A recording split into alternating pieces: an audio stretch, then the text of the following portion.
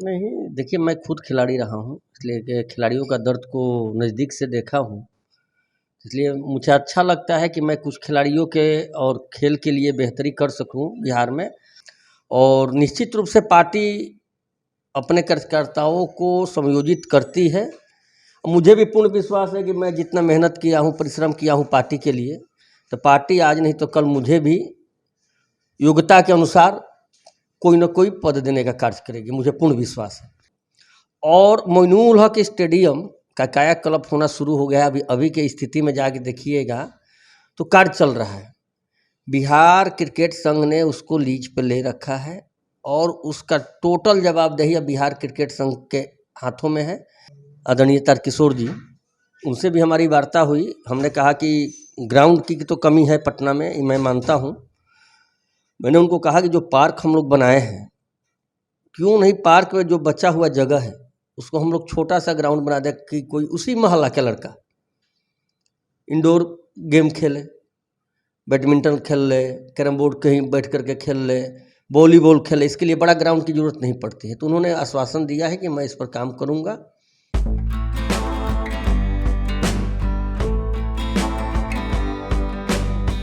नमस्कार, मेरा नाम अनूप नारायण सिंह है और आप बिहारी खबर के डिजिटल प्लेटफॉर्म को देख रहे हैं। हमारे साथ हैं भाजपा क्रीड़ा प्रकोष्ठ के बिहार प्रदेश के संयोजक सतीश राजू जी। लगातार बिहार के खिलाड़ियों के लिए, खेल प्रतिभाओं के लिए और अन्य सामाजिक संगठनों के साथ मिलकर सरकार की योजनाओं को आम आदमी तक पहुंचाने के लिए लगातार प्रयासरत रहते हैं। इन दिनों इनके प्रकोष्ठ के द्वारा कई सारे सार्वजनिक कार्य किए जा रहे हैं, जिसमें वृक्षारोपण खासे चर्चा में है। कोविड काल के दौरान इन्होंने गरीब लोगों के लिए भोजन की व्यवस्था की थी और पटना में जगह जगह लंगर लगाकर लोगों को भोजन करा रहे थे। एक सामाजिक कार्यकर्ता और एक राजनीतिक कार्यकर्ता का इतना सक्रिय रूप में कार्य करना कहीं ना कहीं प्रेरणा दे जाता है। सतीश राजू जी, आप खेल प्रकोष्ठ में हैं और लगातार लोगों की सेवा करते हैं, कैसे कर पाते हैं? नहीं, देखिए मैं खुद खिलाड़ी रहा हूँ, इसलिए कि खिलाड़ियों का दर्द को नज़दीक से देखा हूँ। इसलिए मुझे अच्छा लगता है कि मैं कुछ खिलाड़ियों के और खेल के लिए बेहतरी कर सकूं बिहार में। और हमारा प्रयास आप देख रहे हैं कि निश्चित रूप से जब से मैं प्रदेश का संयोजक नियुक्त हुआ हूं, 2.5-3 साल हो गया। 2.5-3 साल में बिहार के खिलाड़ियों का निश्चित रूप से भारतीय जनता पार्टी क्रीड़ा प्रकोष्ठ के कार्य से मनोबल बढ़ा है। लगातार जिस तरह से आप लोग कार्य करते हैं, पार्टी की तरफ से भी सम्मान आपको मिलता है, क्योंकि आप केवल पार्टी की गतिविधियों तक ही खुद को सीमित नहीं रखते हैं। जहां आम आदमी का दर्द होता है, लोगों से सहयोग लेकर लोगों की सेवा में लग जाते हैं। इससे क्या, कैसे, कहां से ये प्रेरणा मिलती है कि जो भूखा है या जो मजबूर है, जो बीमार है, लाचार है, उसकी मदद की जाए? देखिए, मैं जिनके सानिध्य में रहता हूँ, माननीय आदरणीय आर.के. सिन्हा जी, आदरणीय ऋतुराज सिन्हा जी, उनसे नित्य प्रतिदिन मैं कुछ न कुछ सीखते रहता हूँ। और निश्चित रूप माने मैं कहूँ तो आज के डेट में मेरे लिए वो गुरु हैं, ईश्वर के रूप में हैं। वो लोग इतना बड़े होते हुए भी गरीबों को दर्द को जानते हैं।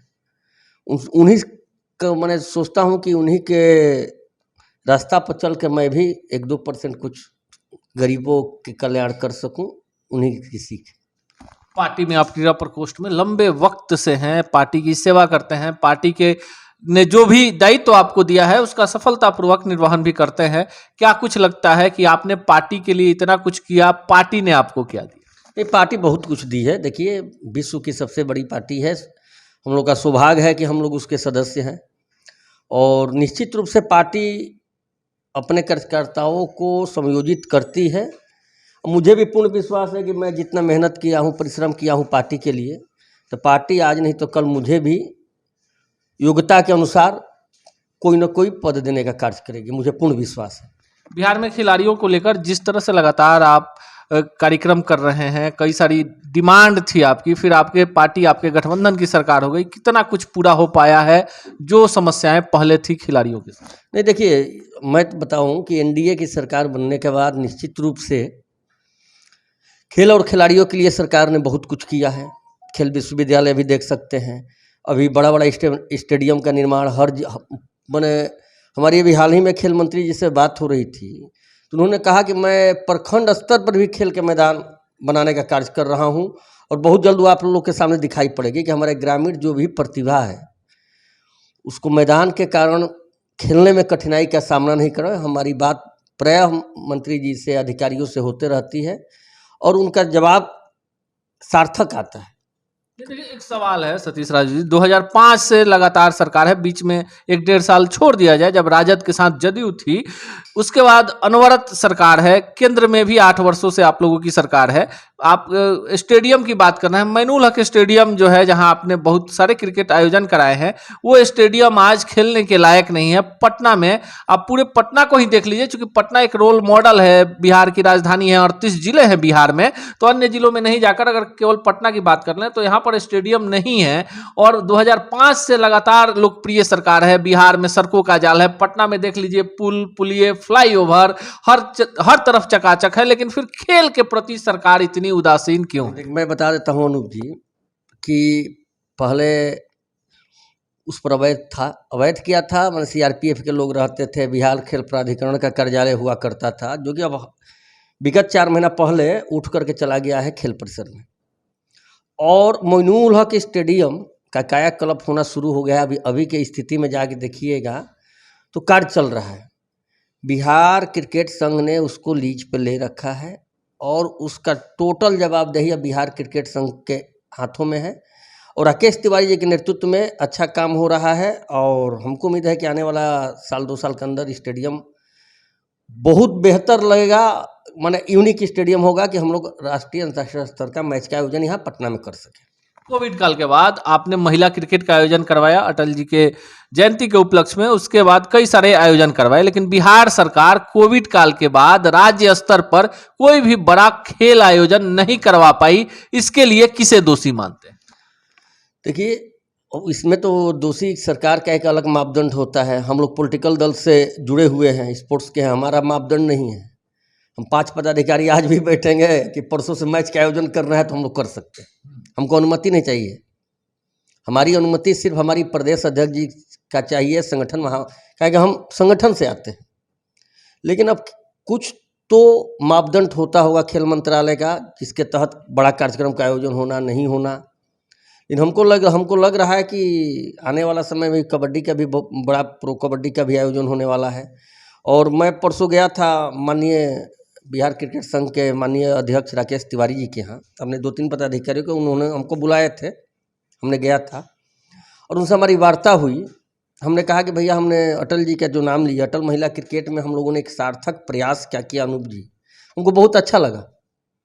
हमने मोइनुल हक स्टेडियम के बाहरी परिसर में ओपन ट्रायल कर दिया 2 दिन का। पूरे बिहार से 200-250 बहनें हमारी आई ट्रायल में हिस्सा लेने। उसमें से हम लोगों ने 80-90 खिलाड़ियों का चयन किया और 6 टीम बनाया।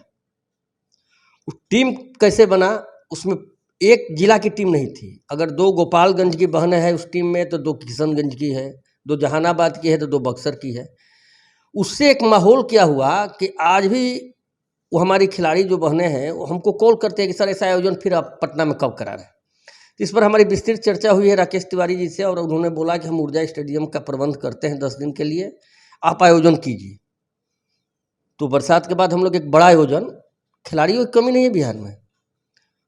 छोटा सा जिला है गोपालगंज, वहाँ से करीब 10-12 लड़कियाँ ऐसी खेलती है कि माने वो बिहार के क्रिकेट के जो पुरुष वर्ग का है उसको वो फेल टक्कर दे सकती है। तो आपने चर्चा की गोपालगंज की, बगल में जिला है सिवान, वहाँ पर एक छोटा सा प्रखंड मुख्यालय है मैरवा। वहाँ की बेटियां आपके फुटबॉल टीम में जाती हैं, हॉकी टीम में जाती हैं। वहाँ पर निजी स्तर पर महिला खेल को बढ़ावा देने के लिए काफ़ी बढ़िया काम होता है, लेकिन सरकार की नज़र नहीं जाती है। वहीं से मंगल पांडे जी आपके स्वास्थ्य मंत्री हैं, कई सारे लोग हैं। तो जेहन में ये सवाल उठता है कि क्या 15 साल का समय भी कम पड़ गया है सरकार के लिए? योजनाएं बन रही हैं, सतीश राजू जिनके पास पैसे नहीं हैं, कहीं से आयोजकों को एकत्रित करके कोई टूर्नामेंट करवा लेते हैं और उसी में जाकर मंत्री महोदय और बाकी लोग तस्वीर खिंचवा कर बिहार के खेलों को बढ़ावा देने की लंबी लंबी बातें करते हैं। तो फिर जेहन में ये सवाल उठेगा कि आखिर ये बदलाव कब होगा? जब सतीश राजू मंत्री बनेंगे तब होगा, या सतीश राजू किसी बड़े पद पर जाएंगे तब होगा, या ऐसे ही सरकारें आती रहेंगी जाती रहेंगी?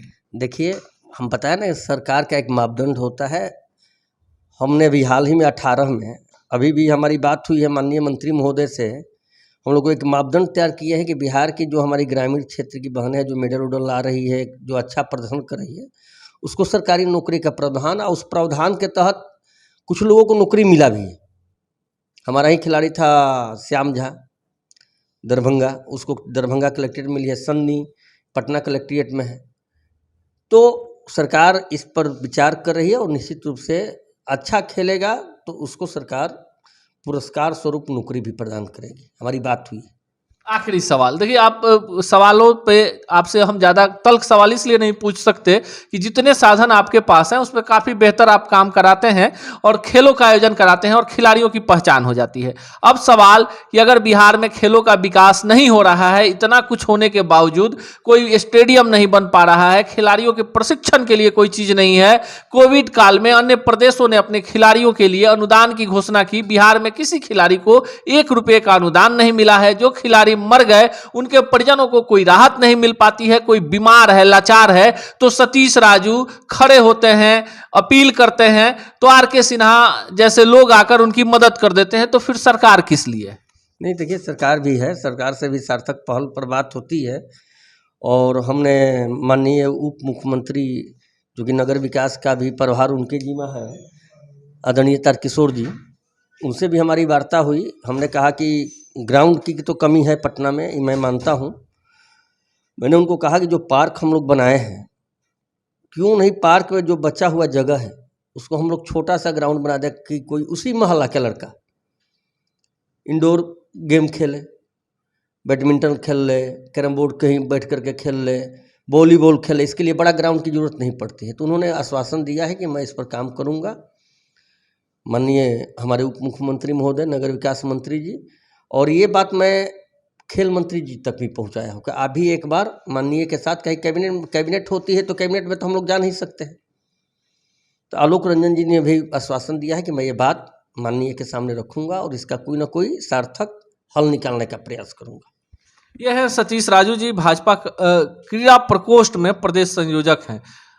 ये अभाव में भी अविरल रहते हैं और सबसे बड़ी खासियत है कि बिहार के खिलाड़ियों के लिए अपने स्तर से, पार्टी स्तर से, प्रकोष्ठ स्तर से अच्छे आयोजन कराते हैं और उसमें प्रतिभावान खिलाड़ियों की पहचान हो जाती है, जिसमें कई सारे ऐसे प्रतिभाशाली खिलाड़ी हैं जो भविष्य में देश के क्रिकेट टीम में भी खेलते नजर आ रहे हैं, जिसका प्रत्यक्ष उदाहरण ईशान किशन है। सतीश राजू जी के आयोजनों को लेकर भी कोई शुबा नहीं है, लेकिन सरकार की नीति नीयत पर तो सवाल उठेगा, क्योंकि सरकार भी भाजपा, जदयू और उनके सहयोगी दलों की है। ऐसे में बिहार में खेल और खिलाड़ियों का विकास नहीं होता है, तो सवाल हम सतीश राजू जी से नहीं, सीधे बिहार सरकार से करेंगे कि आखिर बिहार के खिलाड़ी मेडल क्यों नहीं लाते हैं, राष्ट्रीय खेलों में बिहार पदक तालिका में क्यों पिछड़ जाता है, जो खिलाड़ी बिहार के लिए पूर्व मेडल ला चुके हैं उनकी दयनीय स्थिति के लिए जिम्मेवार कौन है। कई सारे सवाल हैं, जब मिलेंगे तो उनसे जरूर करेंगे जो इन सवालों के जवाब दे सकते हैं। मिलेंगे किसी अन्य शख्सियत से इसी चैनल पर, इसी कार्यक्रम में। तब तक के लिए दीजिए विदा, नमस्कार।